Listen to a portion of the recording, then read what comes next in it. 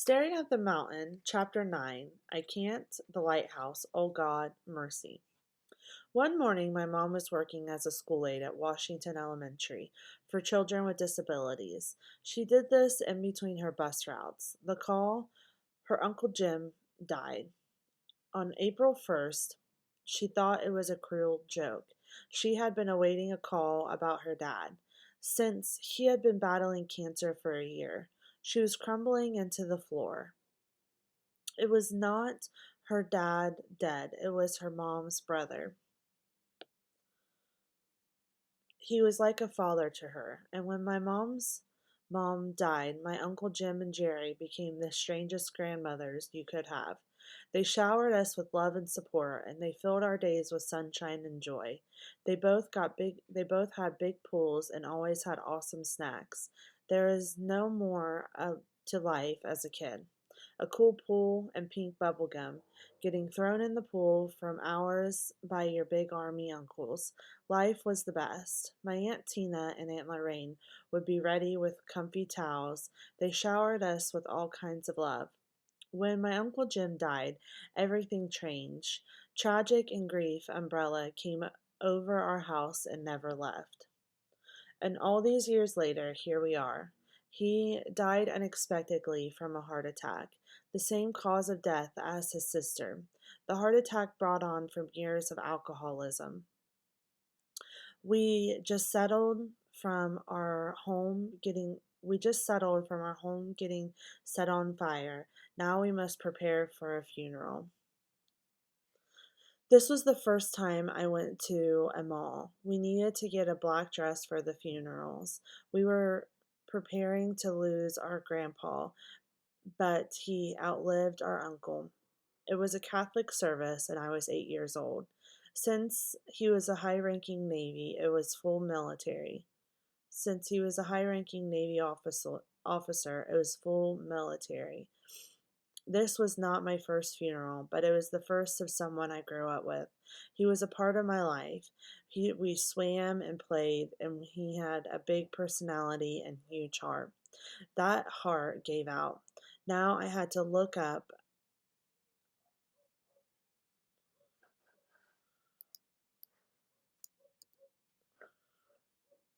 We covered him in memories, filling his casket with pictures and keepsakes. By the time everyone was done, you could not see his body. His brother, his twin,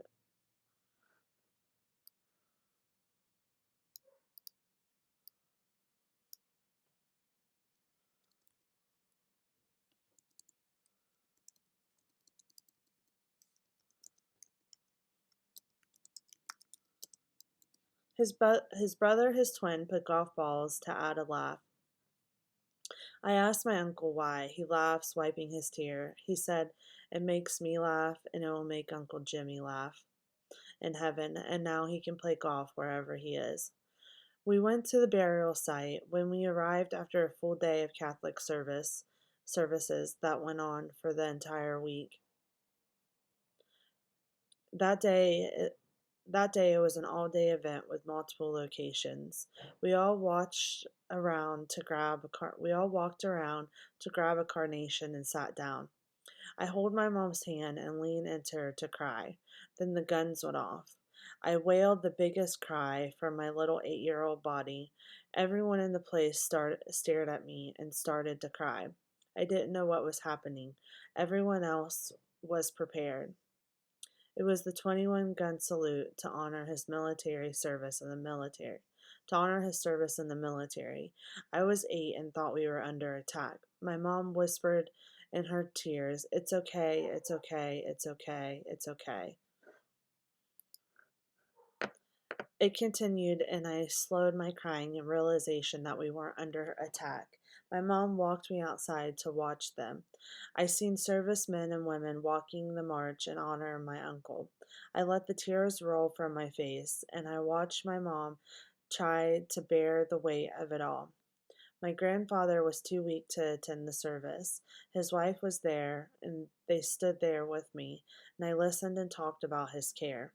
They knew that we would be back here soon. 2 weeks later, we get told that my grandpa had died of lung cancer.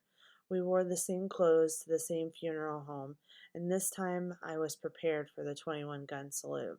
It was in the same seat with the same flower, and my mom whispered, "Stacy, they're going to shoot the gun again, okay? Brace yourself, babe, okay?" I buried my face in her chest as the guns went off. I did not want to be stared at as I cried. When it stopped, we walked outside, and after his funeral, the pills found my family. They flooded into our home and never left. My mom cried and cried. My mom tried and tried. She was battling 4 teenage daughters who thought they knew best. My mom lost herself in her grief. My mom lost herself in her pain. My mom lost herself in addiction. And it took a long time for my mom to finally shake her addiction, but she did. That's all that matters. She did. She did not die of an overdose or a heart attack. She got to live many years clean. And out of 32 years on the planet, my mom had substance abuse problem for 10 of those. She drank a lot, but alcoholic was lesser of the evil. My scars watching everyone die so young, the scars of staring at my mom living in sadness. I did not want to ever be angry at my mom. I understood her pain. I knew she was trying so hard to be better. She had a great life and made wonderful memories. She had some painful years, but we all do. Considering the pain she went through, she is lucky to have got past it. She is lucky to have survived it. She could have put a needle in her arm and never woke up. She did not. She was getting so close to that fate, and she lost access to the magic pills. She laid in bed and got sober. She sweated and vomited. She suffered the pain of withdrawals, and one day she arose and made some food.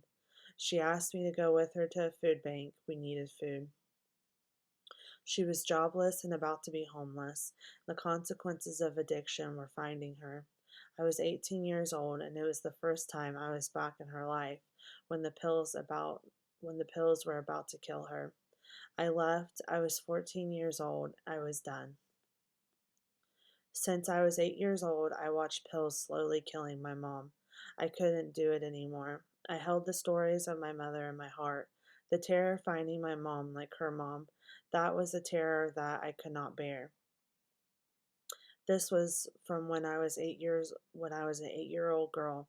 When I look at my son, it's a mirror of what my mom seen. My mom was more than an addict. My mom was the best bus driver. My mom was a candy striper. My mom was a bowler champion. She was a nurse. She was a Girl Scout organizer.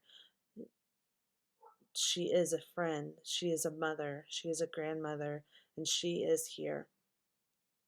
She was so much more than the sum of a few mistakes, and I sat and thought about how different life would have been if my mom would have had the treatment I had.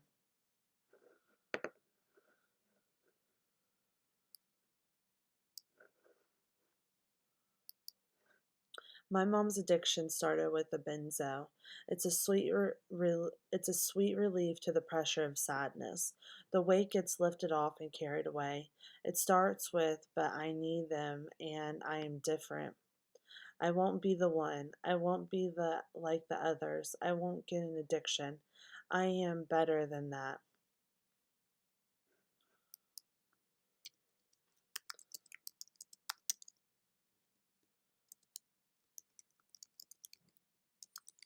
But are you better than that? The end.